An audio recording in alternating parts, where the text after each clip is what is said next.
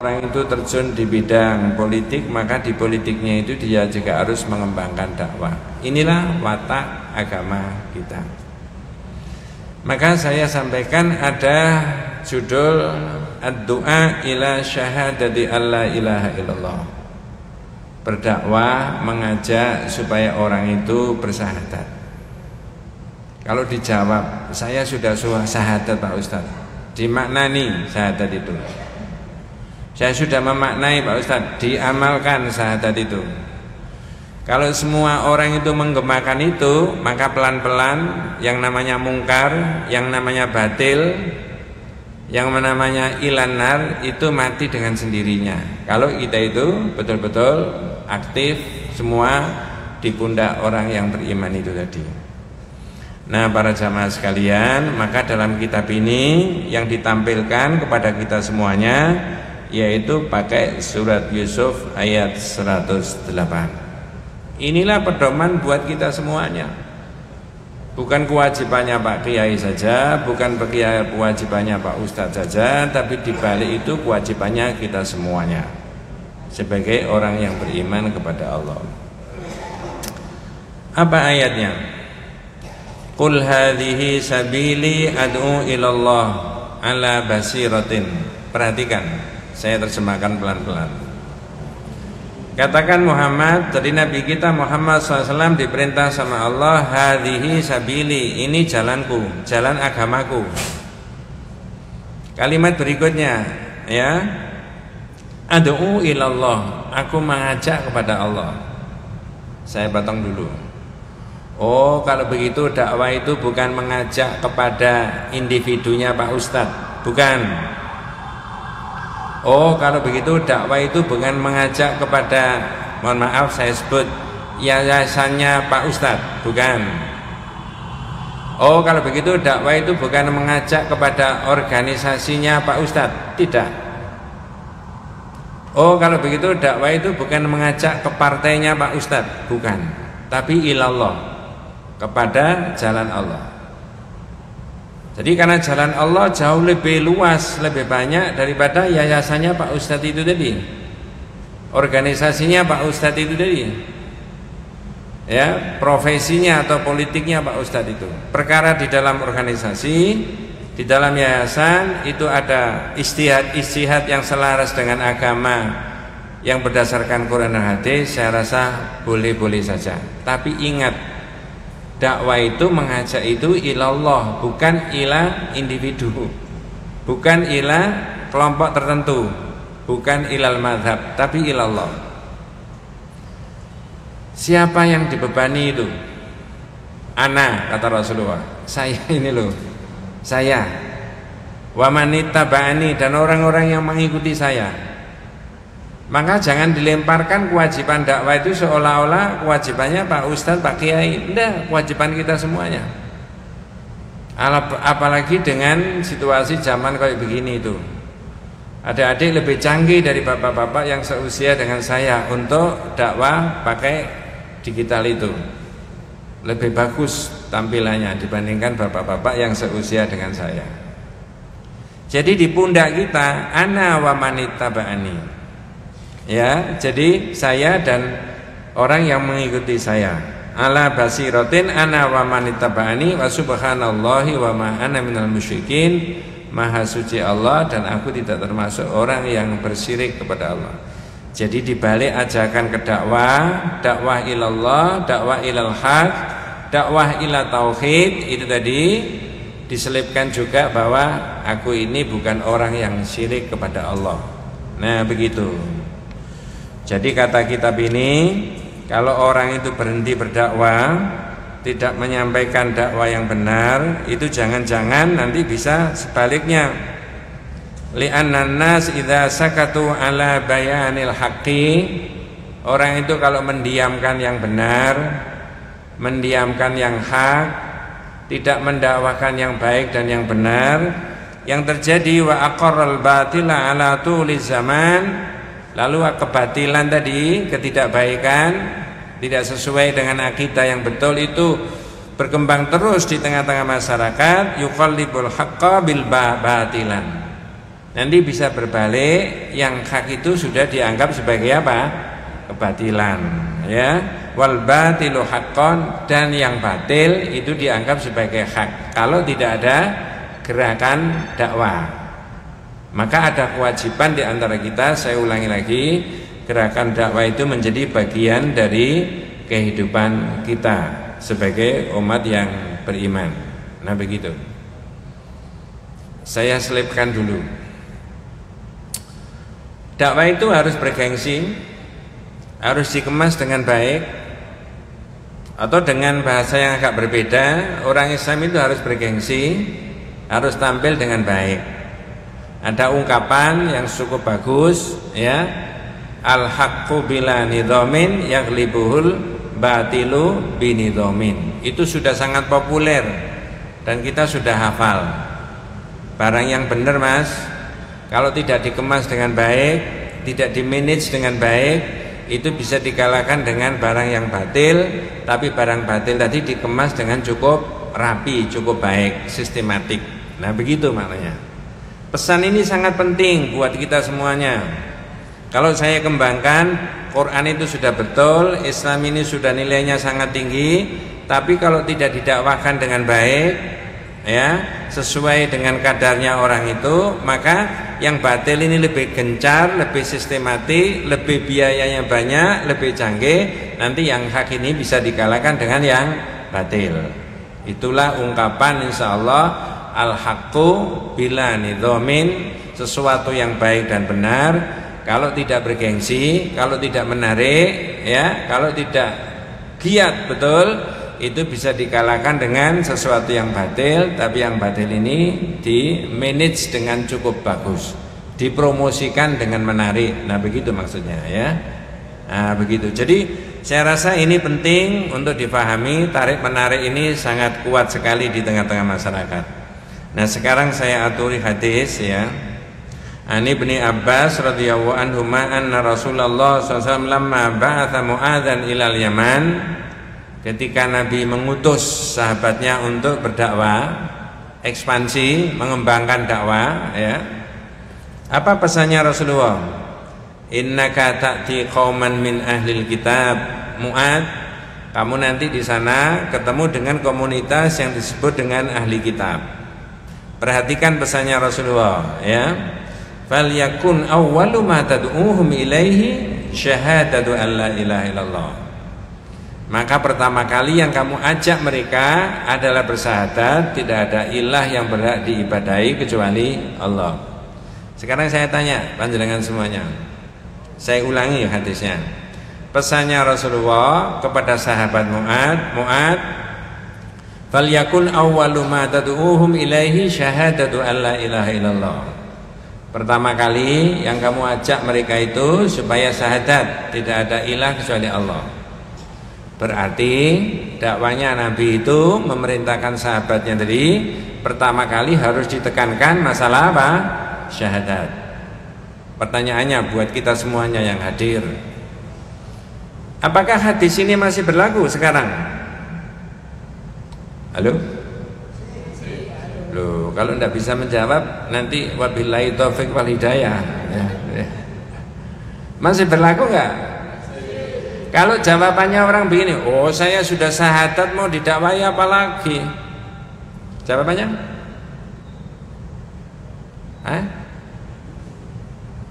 Diuraikan, Mas. Syahadat itu bukan hanya sekedar dilafalkan. Diuraikan makna-maknanya, di breakdown apa saja yang itu. Dari mana caranya? Cari kitab-kitab yang berkaitan dengan masalah akidah tauhid la ilaha illallah Muhammad Rasulullah itu. Loh, saya sudah mengerti maknanya, diamalkan. Ini penting buat kita semuanya. Jadi jangan loh, sudah syahadat kalau cuma dilafalkan saja oke. Bab yang kedua dalam kitab ini saya sudah sampaikan di sini. Nabi Musa itu pernah dialog sama Allah. Saya selipkan sedikit ya, mudah-mudahan nggak terlalu panjang ya. Apa permohonan Nabi Musa kepada Allah? Ya Rabbi alimni syai'an adzkuruka wa ad'uka bih. Ya Rabb, ya Allah, berikan aku satu kalimat yang selalu saya pakai zikir kepada Engkau dan selalu saya pakai ingat kepada Engkau ya Allah. Apa jawabannya Allah? Ya Musa, qul la ilaha illallah. Itu yang kamu minta, la ilaha illallah itu. Itu dipakai zikir, dipakai ingat selalu kepadaku. Ya itu kalimat itu.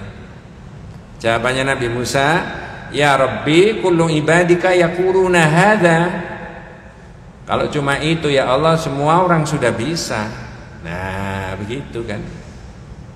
Jawabannya Allah berikutnya ini yang mengejutkan Nabi Musa. Ya Musa, nah, ini penting yang terakhir ini Pak.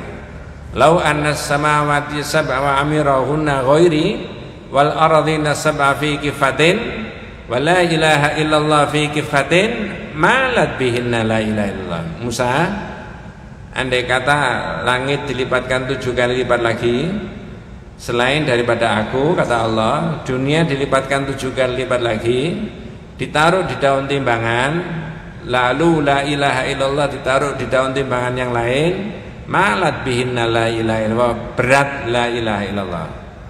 Berarti yang naik tangan saya yang mana? Kalau yang kanan ini isinya dunia dan seisinya, yang kiri ini isinya la ilaha illallah, berat la ilaha illallah, yang naik berarti, betul Pak ya? Bingung? Apa maksudnya? Jadi kandungan dari 2 kalimat syahadat sangat banyak sekali, dan ada garansi, ada jaminan bahwa ketika syahadat itu dipakai, la ilaha illallah Muhammad Rasulullah, diuraikan maknanya, diimplementasikan dalam kehidupan sehari-hari, maka ada jaminan manusia ini jadi baik. Tapi kalau kekayaan dunia dilipatkan 7 kali lipat lagi, dipakai untuk membangun semua infrastruktur duniawi, tidak ada jaminan orang sedunia jadi baik. Gedung-gedungnya dibangun, jalan-jalannya dibangun, sungai-sungainya dibangun dan sebagainya, berbagai fasilitas dunia, nggak ada jaminan. Tapi yang ada jaminan adalah dibangun dengan kekuatan aqidatut tauhid dulu. Inilah pesannya Rasulullah, fal yakun awwalu ma tad'uhum ilaihi syahadatu alla ilaha illallah. Pertama, ajaklah orang itu bersyahadat tidak ada ilah kecuali Allah. Yang lain-lain biasa ya. Fa inhum ata'uka lidzalika, kalau mereka sudah mengikuti bersyahadat itu tadi Mu'ad, fa'alimhum annallaha aftarada alaihim 5 salawatin fi kulli yaumin wa lailah. Ajari mereka itu sholat 5 kali sehari semalam. Fa inhum ata'uka lidzalika, kalau mereka sudah taat, fa'alimhum annallaha aftarada alaihim sedaqatan tu'khadhu min aghniyahim wa turaddu ala fuqaraihim. Kalau mereka sudah manut juga salat, maka ajarkan kepada mereka tentang sedekah, diambil dari orang yang berpunya lalu diberikan kepada orang yang tidak berpunya ya. Fa inhum atau kalidzalika, kalau mereka sudah manut itu, wa iyyaka wa qaraima amwalihim, kewajiban kamu Mu'ad menjaga harta bendanya mereka. Jadi saya potong dulu, di dalam Islam itu ibu dan bapak sekalian, harta bendanya umat Islam bahkan manusia itu dapat perlindungan. Tidak boleh seenaknya orang kemudian mengambil sesuatu yang bukan miliknya. Apalagi yang milik harta benda itu adalah miliknya umat Islam. Bukan hanya harta benda yang diharamkan oleh Allah untuk diambil orang lain, jiwanya orang Islam itu juga diharamkan untuk dirampas oleh orang lain. Saya pernah khutbahkan di sini itu ya. Wattaqi da'watal mazlum ya, pesannya Rasulullah kepada Mu'ad, maka berhati-hatilah kamu terhadap doanya orang yang diperlakukan dengan tidak adil atau apa? Zalim. Dalam perbincangan kitab sebelumnya, zalim itu ada 3 Pak. Pertama, manusia mendolimi Allah. Yang kedua, manusia mendolimi sesama manusia. Yang ketiga, manusia mendolimi diri sendiri. Uraian singkatnya, bagaimana orang mendolimi Allah? Nah, begitu. Karena di sini ada lafal dari hadis ini, wattaqi da'watal mazlum. Maka berhati-hatilah, takutlah kamu terhadap doanya orang yang kamu perlakukan tidak adil atau didolimi gitu ya. Lalu saya selipkan tadi, kedoliman itu ada 3 poin. 1, mendolimi siapa tadi? Allah. Apa maksudnya mendolimi Allah? Orang Islam naudzubillah dianggap mendolimi Allah kalau haknya Allah itu tidak dikembalikan kepada Allah. Saya ulangi, haknya Allah tidak dikembalikan kepada Allah, tapi dikembalikan kepada selain daripada Allah. Pertanyaannya, apa haknya Allah? Jawabannya, hak untuk diibadahi. Jika motivasi seseorang beribadah, berniat di dalam beribadah itu tidak totalitas dikembalikan kepada Allah, berarti orang itu mendolimi Allah, karena dikembalikan kepada yang bukan haknya, kepada selain dari Allah. 2, orang mendolimi sesama manusia, berarti haknya manusia itu nggak diberi. Perhatikan kata-kata saya tidak menyebut orang Islam, tapi manusia. Orang mendolimi sesama manusia, berarti haknya manusia nggak diberikan. Pertanyaannya, hak apa yang paling dasar di antara hak-hak sekian yang dimiliki manusia? Jawabannya, hak untuk hidup. Hak hidupnya manusia itu yang memberikan adalah Allah.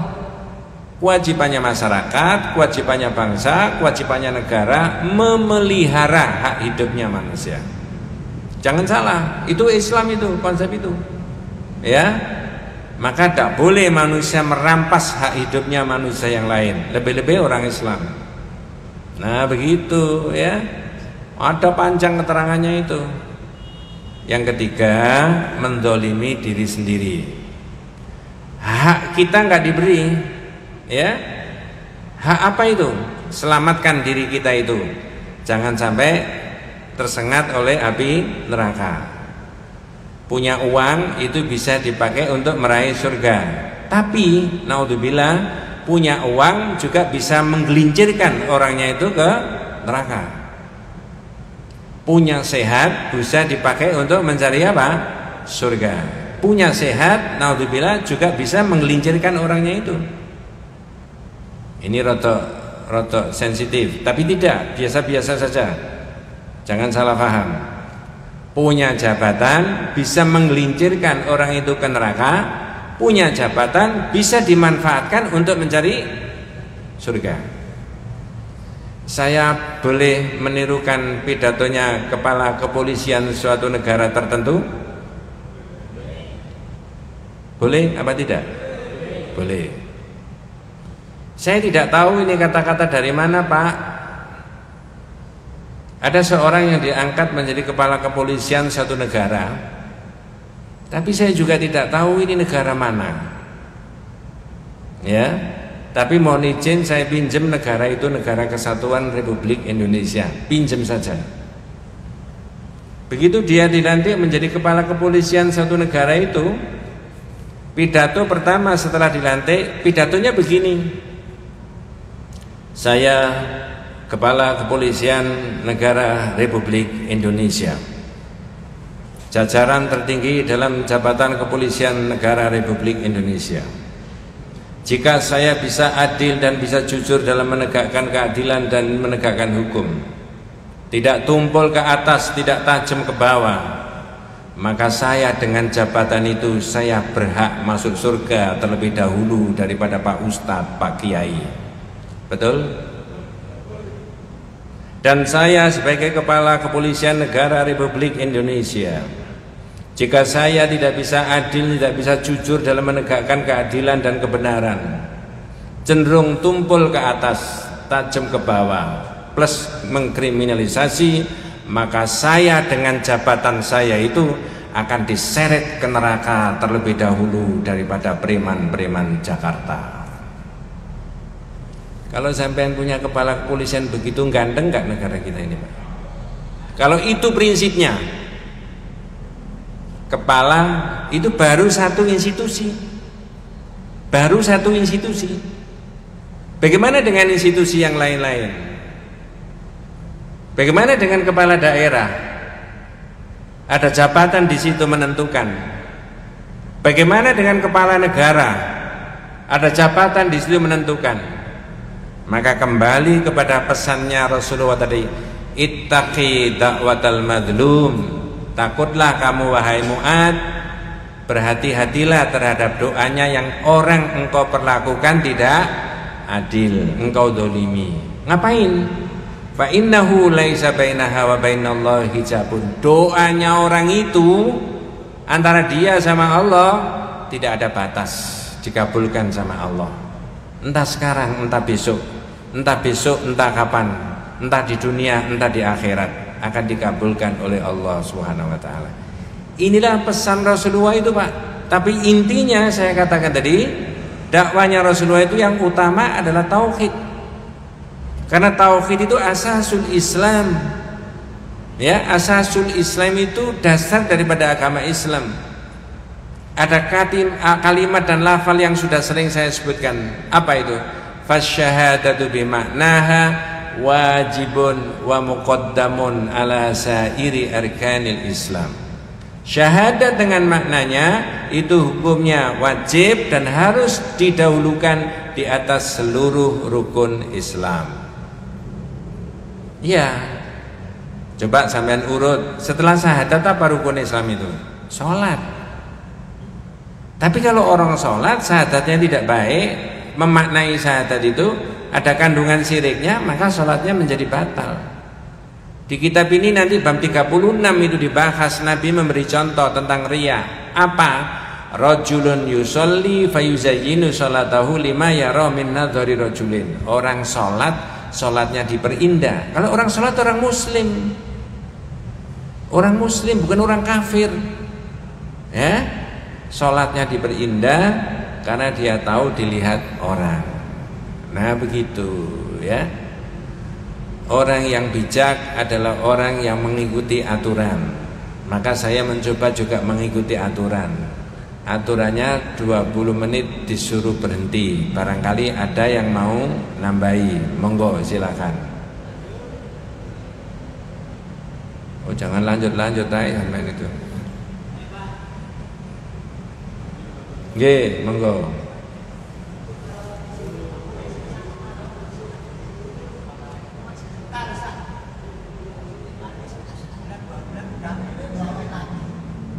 Apa?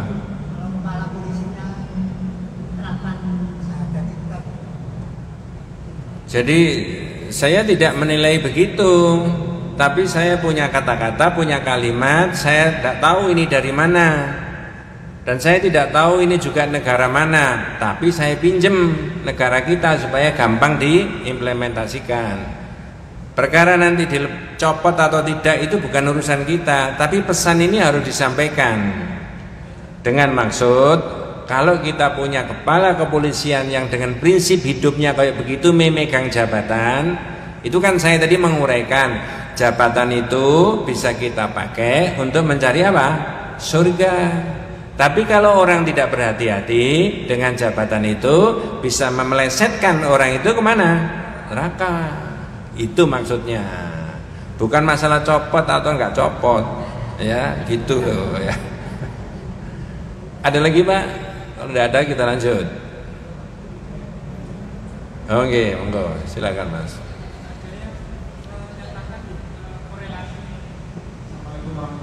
Assalamualaikum warahmatullahi wabarakatuh.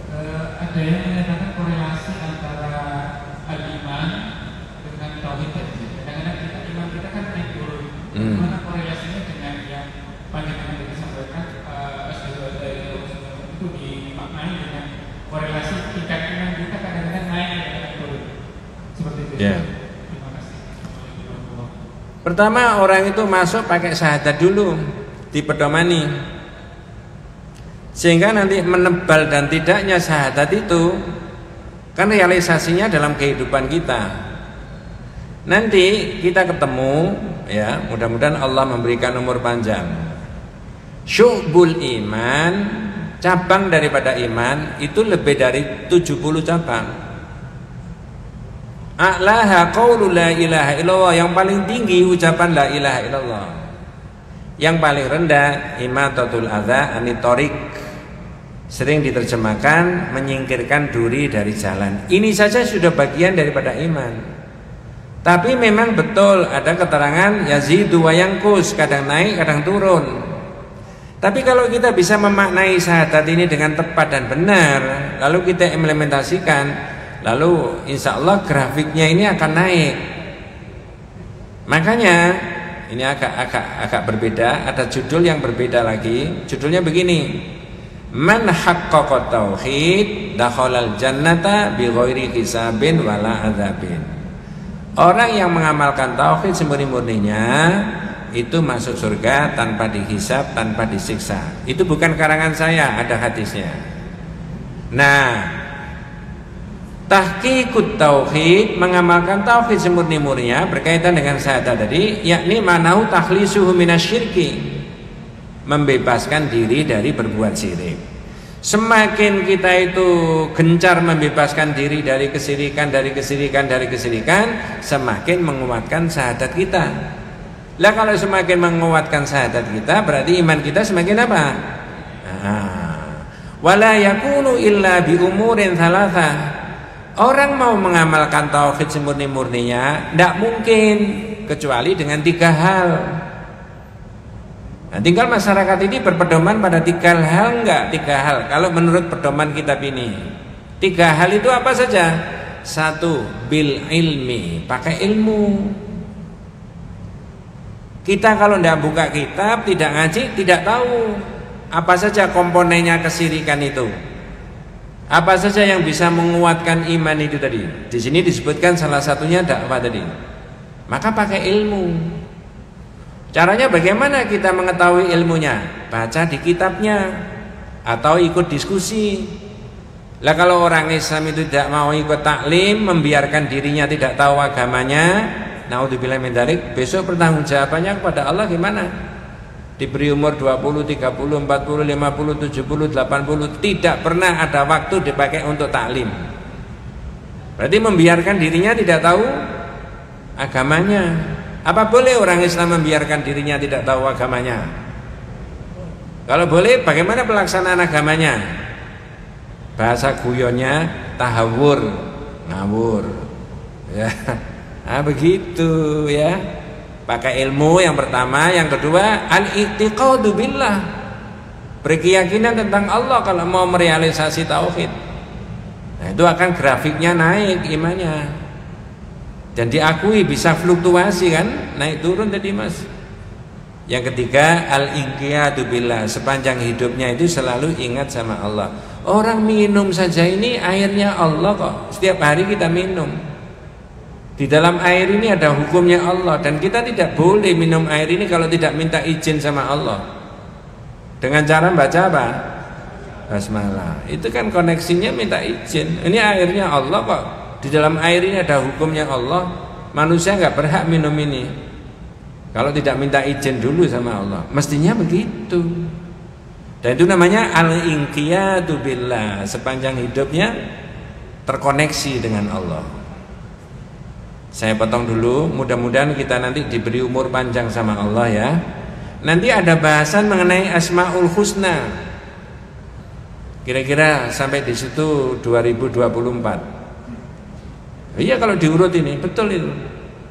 2024. Ternyata Asmaul Husna itu tidak seperti yang kita duga. Menurut keterangan kitab ini kalau kita ada dalilnya juga. Nah, wallahu a'lam. Gitu ya. Ada lagi? Nggih, monggo.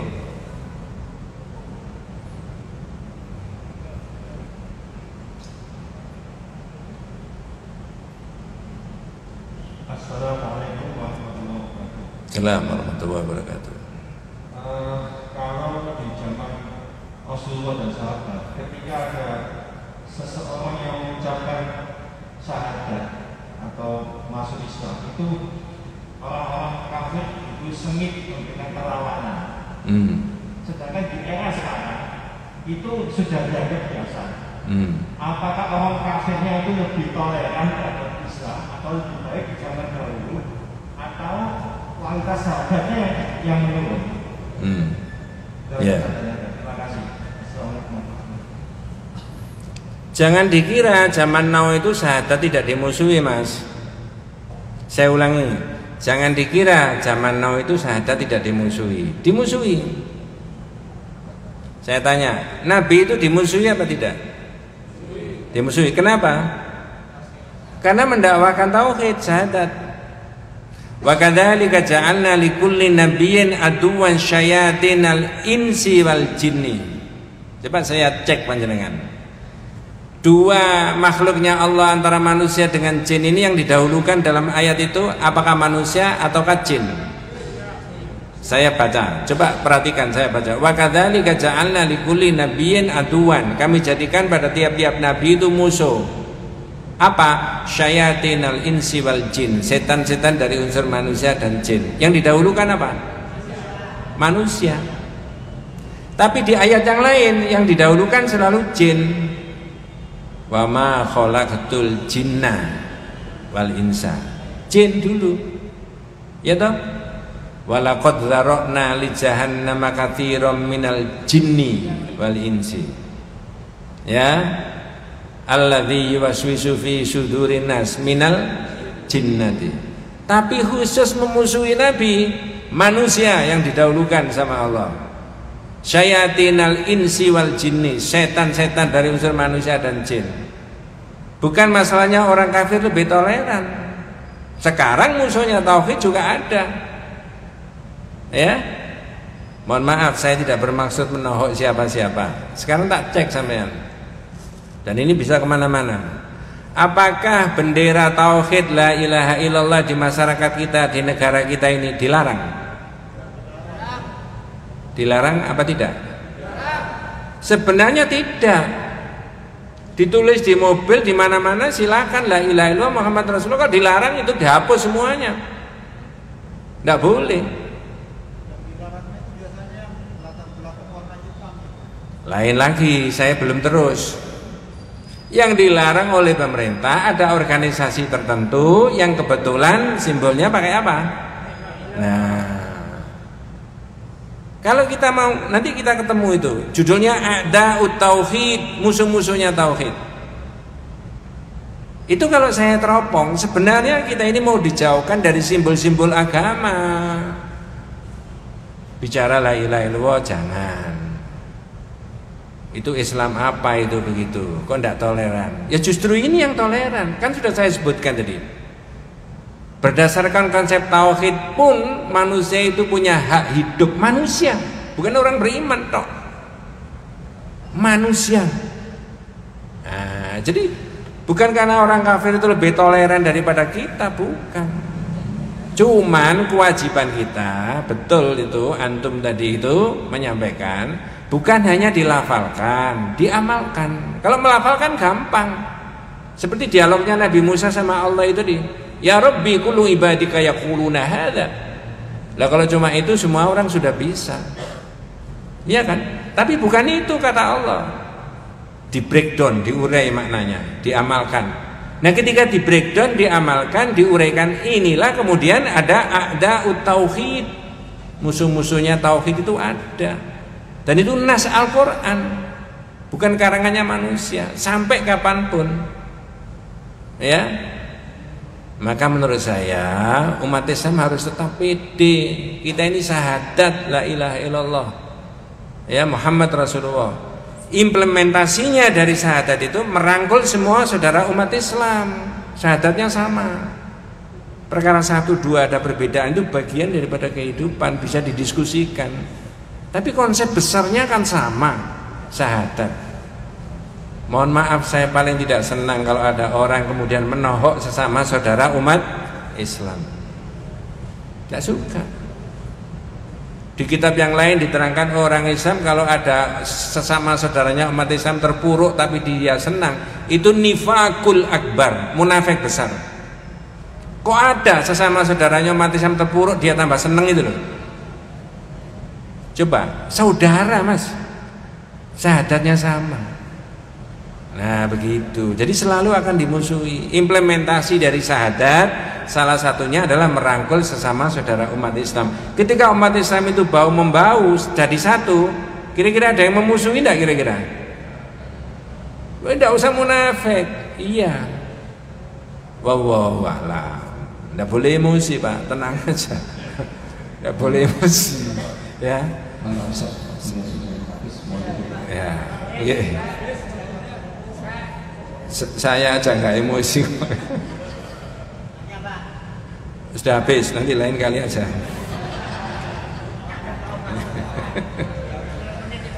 Mudah-mudahan kita semuanya, panjenengan dan saya senantiasa diberikan rahmat barokah hidayah Allah Subhanahu wa taala. Hadanallahu wa iyyakum ajmain. Kita tutup dengan doa kafaratul majelis. Subhanakallahumma wa bihamdika asyhadu an la ilaha illa anta astaghfiruka wa atubu ilaik. Assalamualaikum warahmatullahi wabarakatuh.